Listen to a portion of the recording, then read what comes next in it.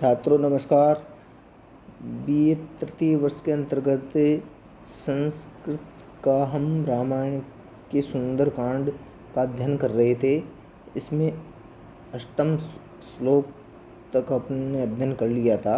अब आगे आज 9वें श्लोक से मैं अध्यापन करा रहा हूँ। स देशः प्रभया तेषां प्रदीप्त इव सर्वतः उन्नागा सप्तपर्णास्य चम्पकोदालकास्ततः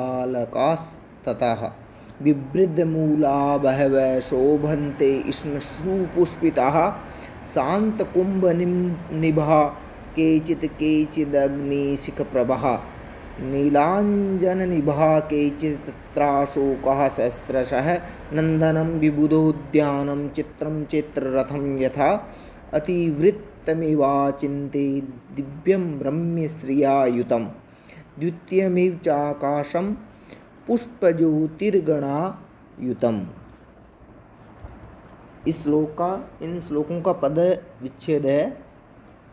सदेशः प्रभयः तेषां प्रदीप्त इव सर्वतः उन्नागा सप्तपर्णः च चम्पक उद्दालकः तथा बिभृद पुष्पः बहवः शोभन्ते स्म सुपुष्पिताः शान्तकुम्भनिभः केचित् अग्निशिखप्रभः नीलाञ्जननिभः केचित् तत्र अशोका सहस्रशः नन्दनं विबुध उद्यानं चित्रं चित्ररथं यथा अतिवृतम् इव अचिन्त्यं दिव्यं रम्यश्रियायुतं द्वितीयम् इव च आकाशं पुष्पज्योतिः गणायुतम्।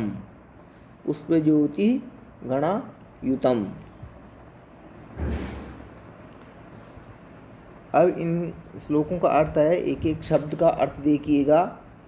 सदेश है अर्थात वदेश। वदेश का मतलब अशोक वाटिका। प्रभया माने प्रभा के कारण, कांति के कारण, चमक के कारण।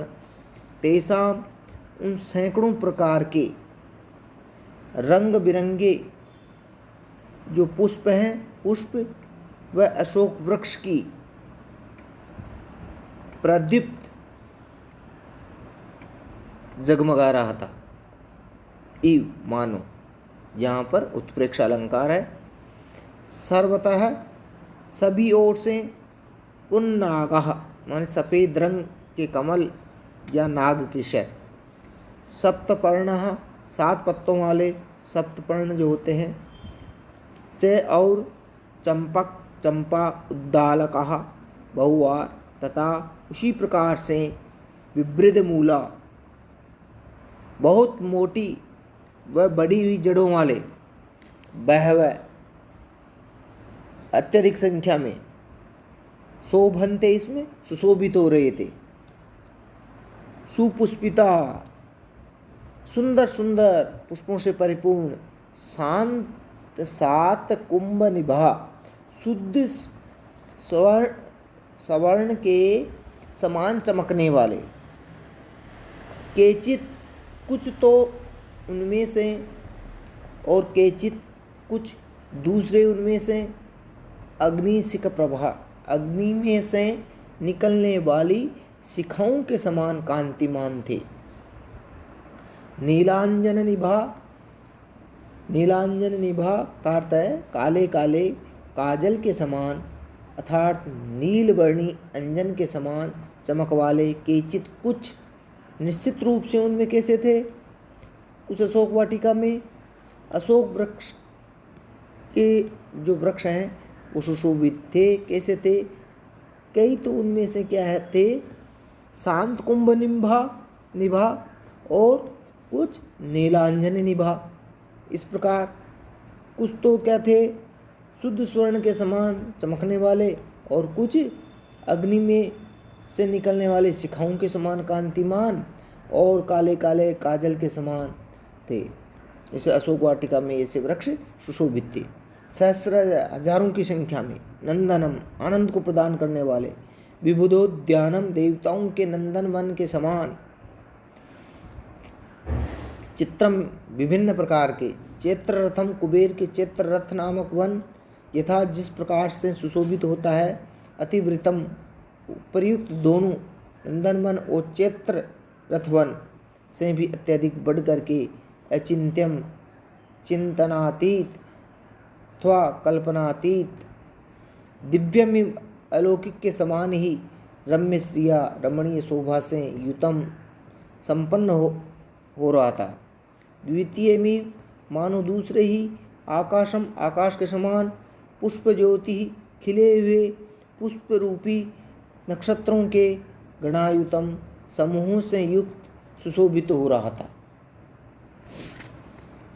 अनुवाद इसका क्या है कि उन सैकड़ों प्रकार के रंग बिरंगे पुष्पों तथा अशोक वृक्षों की चमक के कारण वह अशोक वाटिका का संपूर्ण प्रदेश सभी ओर से मानो जगमगा रहा था।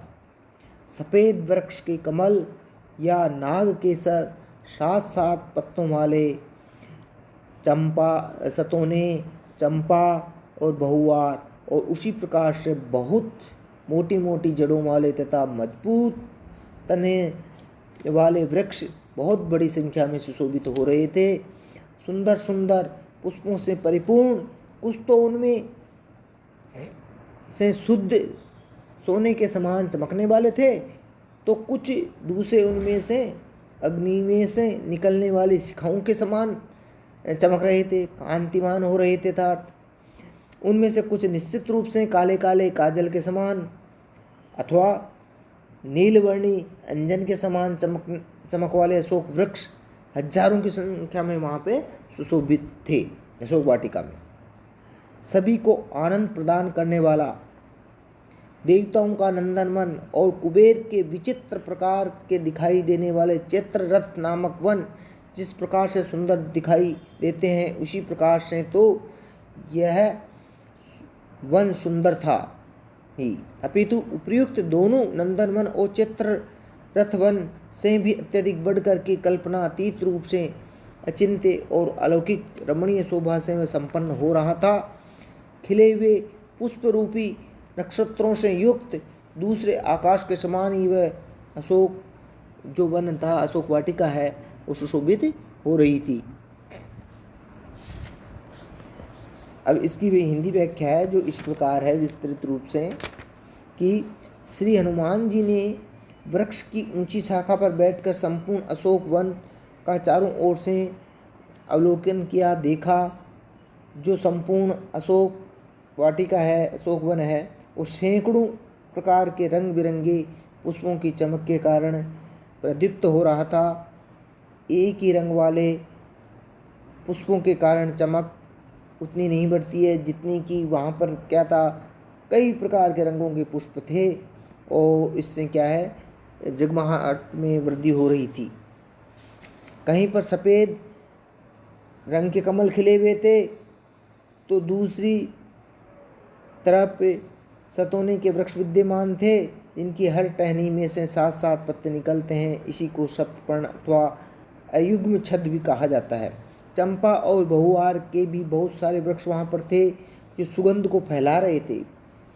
कुछ वृक्षों की जड़ें तो कुछ अन्य वृक्षों के तने, कुछ की जड़ें और कुछ के तने बहुत ही मोटे और मजबूत दिखाई दे रहे थे। सुंदर सुंदर फूलों से भरपूर कुछ वृक्ष सुंदर सोने के समान चमक रहे थे। कतिपय दूसरे वृक्ष उनमें से ऐसे थे जो अग्नि में से निकलने वाली शिखा के समान प्रदीप्त हो रहे थे, कांतिमान हो रहे थे।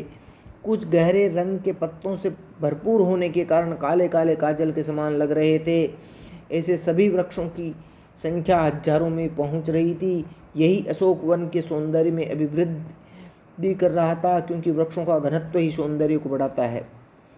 स्वर्ग में विद्यमान देवताओं का नंदनवन बहुत सुंदर होने के कारण सभी को आनंदित करता है। इसी प्रकार से अलका नगरी के राजा कुबेर के महल में विद्यमान चैत्ररथ नामक वन भी बहुत ही सुंदर दिखाई देता है। परंतु रावण की लंका में विद्यमान अशोक जो वन है तो बहुत ही सुंदर है, अचिंत्य है, कल्पनातीत है, अलौकिक रमणीय शोभा से सुशोभित है।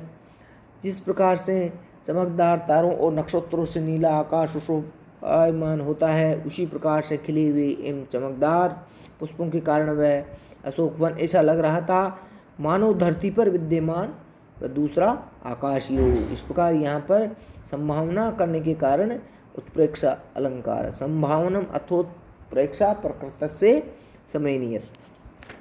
यहाँ पर क्या है, प्रकृति से क्या की गई है, संभावना व्यक्त की गई है, प्रकृति की समेन प्र उपसर्ग पूर्वक भा भाषणे धातु से स्त्रीलिंग की विवक्षा में निर्मित आबंध शब्द की तृतीय विभक्ति के एक वचन में प्रभया पद बनता है। प्र उपसर्ग दीप धातु और कथा प्रत्यय तीनों के योग से प्रदीप्त पद बना है, जो देश का क्या है, विशेषण है। सर्वनाम सर्व शब्द से तसिल और तस प्रत्यय होकर सर्वतः पद बनता है, जो सभी और अर्थात समग्र दिशाओं का द्योतक है। चंपक उद्दालक दोनों शब्दों में आदगुण से गुण संधि का विधान है, गुण संधि हुई है यहाँ पर।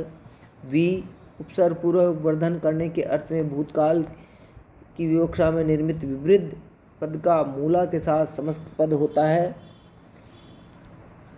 उदंत संख्यावाचक बहु शब्द की प्रथमा विभक्ति के बहुवचन की विवक्षा में वह पद सिद्ध होता है। आत्मनेपदी शुभ शोभने धातु से लट लकार अन्य पुरुष बहुवचन की विवक्षा में झ प्रत्यांत शोभनते पद बना है।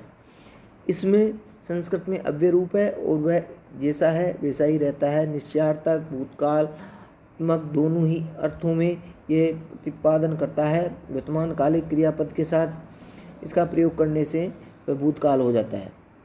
सु उपसर्ग पूर्वक पुष्पिता पद में प्रथमा बहुवचन का प्रयोग है। शांत कुंभ निभा पद में निभा अंश उपमा अलंकार का द्योतक है और ये तुलना करने के अर्थ को प्रकट करता है। केचित भी संस्कृत में बहुवचनांत अव्यय पद के रूप में प्रयुक्त होता है। इसमें भी चित निश्चयार्थक अव्यय और कै कौ के ये तीनों किम पद के प्रथमा विभक्ति के एकवचन द्विवचन और बहुवचनांत रूप है। प्र उपसर्ग पूर्व भा अवभाषणे धातु से व्युत्पन्न शब्द प्रभा से प्रथमा के बहुवचन में प्रभा पद बनता है। नील अंजन दोनों में स्वर्ण संधि हुई है, यहाँ पर अकस्वर्ण दीर्घ से नीलांजन। नंदी धातु से परे नंदी ग्रही पचास दिव्य ल्यूनी अन्य इस उत्तर से क्या है, ल्यू प्रत्यय करने पर क्या है, नंदन शब्द बनता है जो आनंद का सूचक है। भी उपसर्ग पूर्व बुद्ध अवबोधनी धातु से कर्तावाचक विबुद्ध शब्द बनता है, जो रूढ़ अर्थ में देवताओं का द्योतक है। नंदनवन देवताओं का वह उद्यान है जिसका वर्णन पौराणिक व प्राचीन साहित्य में इंद्र के उद्यान के रूप में प्राप्त होता है। प्रस्तुत श्लोक में जिस चित्ररथ नामक उद्यान का वर्णन आया है वह रावण के भाई अलका नगरी के राजा कुबेर के महल में विद्यमान रहा है। अति उपसर्ग पूर्वक वृत्त धातु से कत प्रत्यय का योग होने पर नपुंसक लिंगांत अतिवृतम पद संपन्न होता है। दिव धातु से भाववाचक दिव्यम शब्द बनता है जो अलौकिक अर्थ को प्रकट करता है। द्वितीय में पद में ई शब्द उत्प्रेक्षावाचक नहीं माना जाना चाहिए, अपितु ये समान और तुलनात्मक अर्थ को प्रकट करता है यहाँ पर। इस प्रकार आज यहाँ तक ही शेष आगे अध्ययन करेंगे। थैंक यू, धन्यवाद।